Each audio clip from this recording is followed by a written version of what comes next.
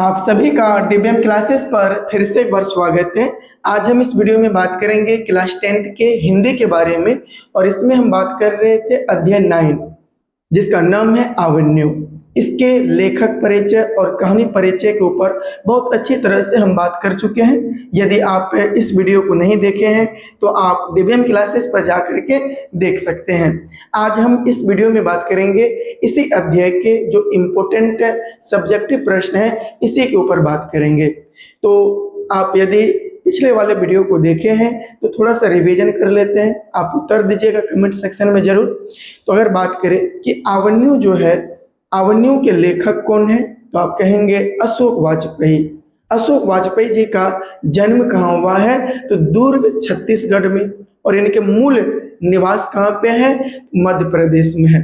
अशोक वाजपेयी जी का जन्म कब हुआ है, तो आप कहिएगा 16 जनवरी 1941 ईस्वी में हुआ है। अशोक वाजपेयी जी के माता जी का नाम क्या है, निर्मला देवी। अशोक वाजपेयी जी के पिताजी का नाम क्या है, तो आप कहेंगे परमानंद वाजपेयी। अगर आपसे पूछे कि जो आवन्यु है ये आवन्यु कहाँ पे है, तो कहिएगा दक्षिण फ्रांस में स्थित है। आवन्यु किस नदी के तट पर स्थित है, तो रोन नदी के तट पर स्थित है। आवन्यु में लेखक कुल कितने दिनों तक रहे थे, तो आप कहिएगा टोटल ये 19 दिनों तक आवन्यु में रहे थे। और आवन्यु में रह करके ये कितने कविता और गद्य की रचना किए, तो 35 कविता और 27 गद्य की रचना किए थे। तो ये सारे बात हम पिछले वीडियो में कर चुके हैं। यदि आप नहीं देखे हैं पिछले वाले वीडियो को तो जरूर देख लीजिए। चलिए शुभारंभ करते हैं यहाँ पे सब्जेक्टिव प्रश्नों को। तो यहाँ पे पहले प्रश्न आप देख सकते हैं, यहाँ पे क्या लिखा हुआ है, आवन्यु क्या है और वह कहाँ अवस्थित है। इसका उत्तर है आवन्यु दक्षिण फ्रांस में रोन नदी के किनारे बसा एक पुराना शहर है। कैसा है, एक पुराना शहर है। दूसरा प्रश्न है हर वर्ष आवन्यु में कब और कैसा समारोह हुआ करता है। इसका उत्तर है हर वर्ष आवन्यु में गर्मियों के समय में एक अत्यंत प्रसिद्ध और लोकप्रिय रंग समारोह हुआ करता है। नंबर तीसरा है कि ला सतरुज क्या है और वह कहाँ अवस्थित है, आजकल उसका क्या उपयोग होता है। यानी ला सतरुज के बारे में कह रहा है।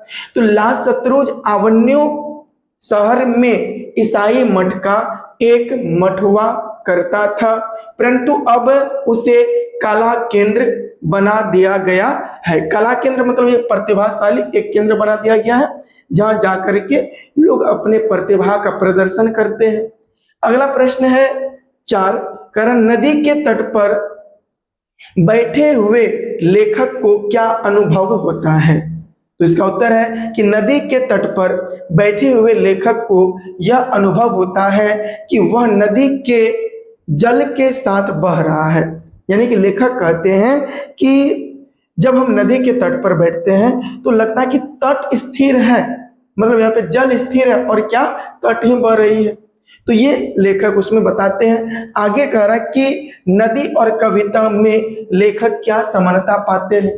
तो लेखक कहते हैं कि जिस प्रकार से जो नदियां हैं इसमें कई जगह से पानी आते हैं, ठीक उसी प्रकार से कविता में भी कई स्थानों के शब्द होते हैं।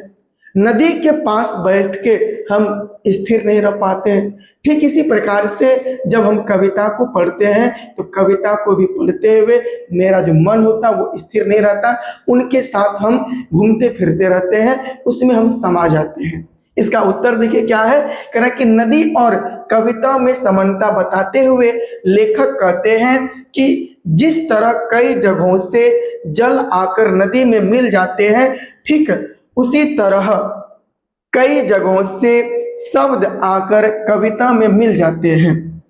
जिस तरह नदी का कोई अंत नहीं, उसी तरह कविता का भी कोई अंत नहीं।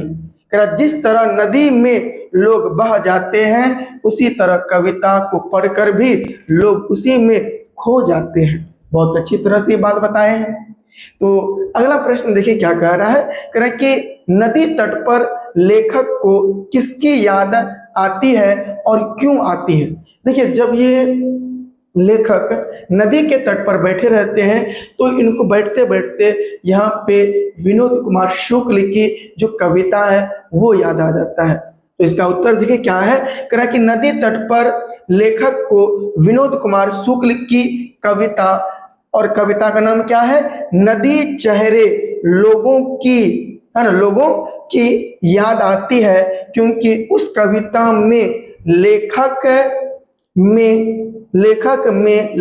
ने नदी के बारे में बहुत अच्छा भाव लिखा है। थोड़ा सा ये गलत रहा, लेखक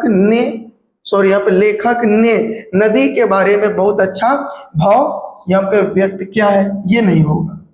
यानी कि इसका जो उत्तर होगा कि नदी के तट पर लेखक को विनोद कुमार शुक्ल की कविता नदी चेहरे लोगों की याद आती है, क्योंकि उस कविता में लेखक ने नदी के बारे में बहुत अच्छा भाव लिखा है। उम्मीद करते हैं कि ये सब्जेक्टिव प्रश्न आपको समझ में आया होगा। अब हम मिलेंगे नेक्स्ट वीडियो में जो इसके 10वें अध्याय इसको लेकर।